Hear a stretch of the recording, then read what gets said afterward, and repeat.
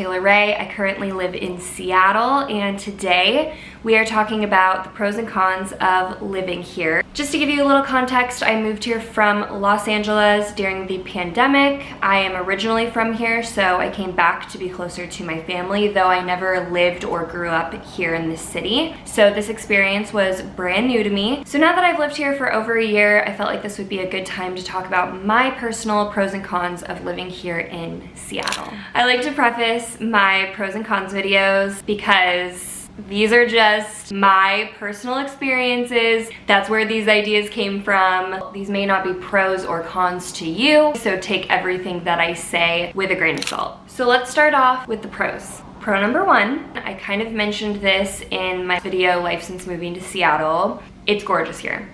I didn't really get into it in that video, so that's why I wanted to start this video with that pro to kind of talk more about what I mean. Nature is all around. It's very green because of how wet it is here. The mountains are insane, not just in Seattle, but like Washington as a whole. I can see the Olympics out my window on a clear day. Even when I'm driving sometimes, yesterday I was like driving down this hill and the Olympics just looked insane. Like, it was so pretty, in the water and all of it. So aesthetically, it's really beautiful here, especially if you come here in the summer or just when it's not raining, so that you can actually appreciate and see all that Washington has to offer. I wish that I had appreciated this more growing up here. I'm a real estate agent and I'm listing my mom's house right now. She lives an hour and a half north of here. I've been going back and forth every week, and I'm just like, I'm shocked that I used to live so close to the mountains. I'll insert actually a little clip that I took when I was driving around with my brother. I never appreciated this growing up, so it's been really cool coming back as an adult, having like a new appreciation for just how stunning it is. Overall, so gorgeous. There's so many parks too. So many parks. Like,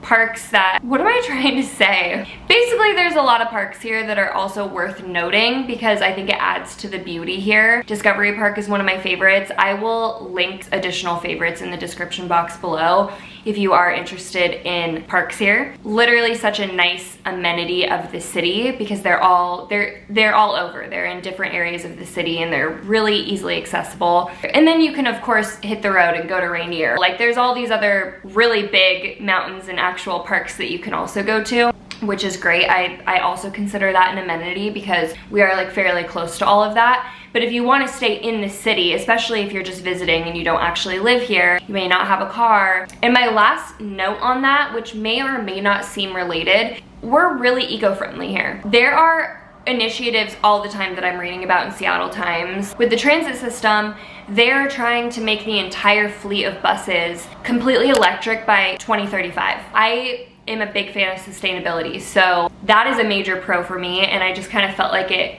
went into the beauty of it here. Speaking of transit, pro number two, you do not need a car to live here. My first year living here, I didn't have a car. I only got a car for real estate. In fact, I have a few clients that I've worked with didn't have a car. I can think of two of them in my head. Neither of them had a car. One couple lived in West Seattle. One couple lived in North Seattle.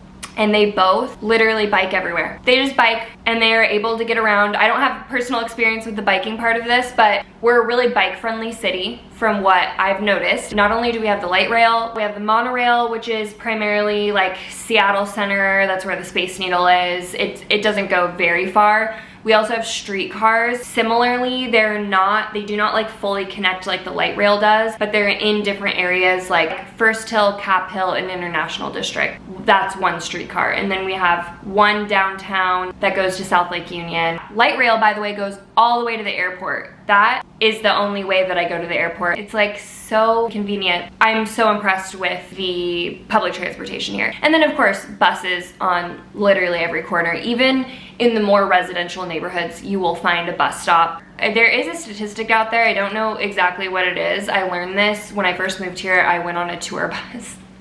and I want to like learn about the city because I was really interested in real estate. So I was like, you know, I need to know what's going on here. And the person said it's something like a third of Seattle doesn't drive. So pro number 2, very impressed with the public transportation here, and you do not need a car to live here. Pro number 3 may come as a surprise to people that know about a certain stereotype here in Seattle.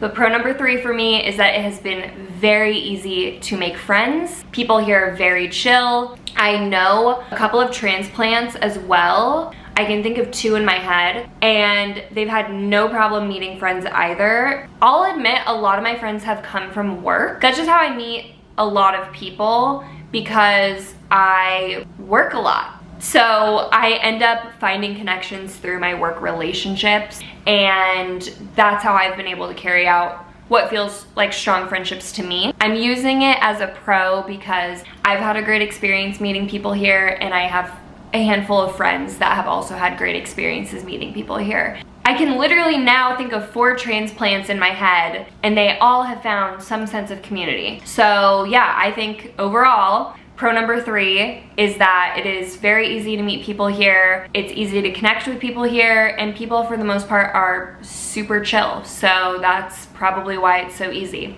Now, with every pro, there comes a con. So let's talk about my 3 cons for living here in Seattle. So my number 1 con is that there are no seasons here. So I know a lot of the pros and cons videos talk about just like rain in general. I didn't really want to focus this con on that because you've heard it all before. So really what I wanted to emphasize is that there's no seasons. And I think maybe I forgot that growing up here. I'm not really sure. All I knew is that there really weren't seasons in LA either. Coming here a year and a half ago, I was like, oh my God, I'm so excited for seasons again. And then what I realized now that I'm going on year 2 is there really aren't seasons. So you get maybe 2 months of summer. I hate to say that. Just to give you some context, today is July 8th, and this is summer in Seattle. So summer isn't just like summer. It's like you reach the point where temps are finally warm, but it's still gloomy here and there. So last year, it was end of June to mid-September. So we'll see what happens this year. Obviously the weather's changing all the time, so I'm not here to predict the weather, but you get a couple months of summer, and then fall, it's beautiful. The foliage changing is like stunning, and that was such a treat last year, but it's a rainy fall, usually. And then you go into winter, and it's like a rainy and sometimes snowy winter. Not East Coast snow, but just, you know, we have snow days every once in a while. Maybe I'll insert a clip. So it does get a little snowy here sometimes, although you can't plan on it.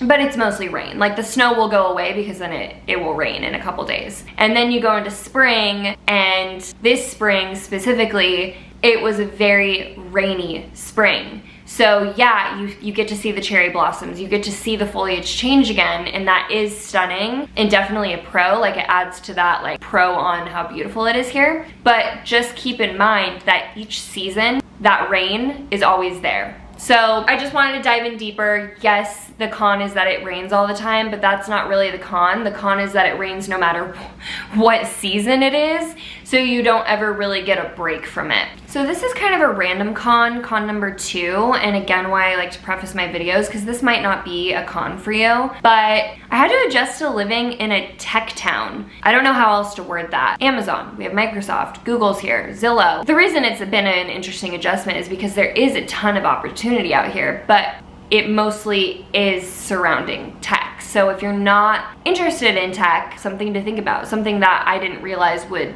be something that I would ever think about, I guess. Whereas like when I compare it to LA, yeah, it's the entertainment industry, but like that's not all there is, if that makes sense. There's a lot of it, and you'll see it, and it's like a theme, but it's not like the only thing you can do. And here, obviously, it's not the only thing you can do either. It's just like very prevalent, if that makes sense. So yeah, very techy, and that kind of leads to like my 3rd con. So I'm just gonna say like these go hand in hand. Techy brings like a certain personality, which has also been an adjustment. Also, before I move on, regardless of inflation, it is an expensive city. Because of inflation, it's now expensive everywhere, but competing with tech salaries, where again in LA, it wasn't really like that it didn't feel that, like, it was still easy to like live a pretty good, comfortable life, not being involved in entertainment. So here, there's, for some reason, it feels a little bit more divided.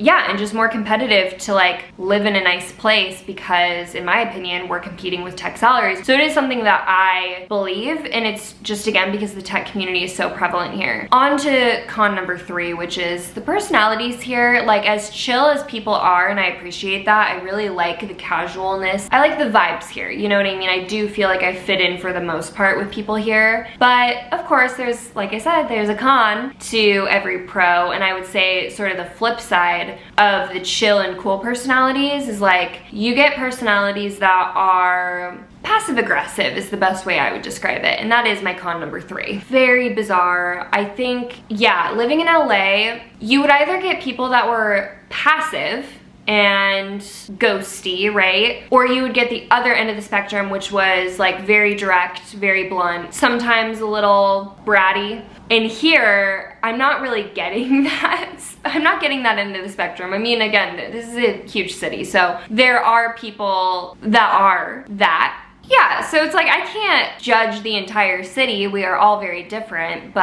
I don't get as much of that like direct personality. I get a little bit more like passive aggressive, where it's like a lot of passiveness and then sometimes a lot of aggressiveness all of a sudden. And I also want to add, because I know in these pros and cons videos people love to talk about the homelessness, so my final thought is like, and this goes hand in hand as well, weirdly there are aggressive homeless people here. I've had my own issues. I read about the issues that people in my buildings have had. I'm on the Nextdoor app, so I read about homeless aggressiveness quite a bit. So I know that it's definitely a thing here. So it's hard to say, is this the aftermath of being in a pandemic? Or people, because I know crime is going up everywhere, so I didn't really want to speak on the crime here, didn't really want to speak on homelessness here in general, because, I mean, if you've seen my videos, you know that I used to live in downtown LA. It's never been an issue. I never had a run-in in LA, but again, pre-pandemic, so I don't know if this has anything to do with it, but that would be how I would like to round off my 3rd con. So yeah, hopefully those cons made sense, but that is a well-rounded summary of the good and the bad living here in Seattle from my personal perspective. I do have a playlist with all of my current Seattle content that I have put out since moving here, and I will continue to update that with fresh ideas, which I'm excited about. And as I mentioned, I am in real estate out here, so if you are thinking about buying, selling, or renting in the Seattle area, I would love to hear from you. And if you are a renter and you are not even thinking about that right now, I created some content for buying versus renting here in Seattle that I would love to share with you. So click the link below if you'd like to learn more about that, and I will see you guys in the next one.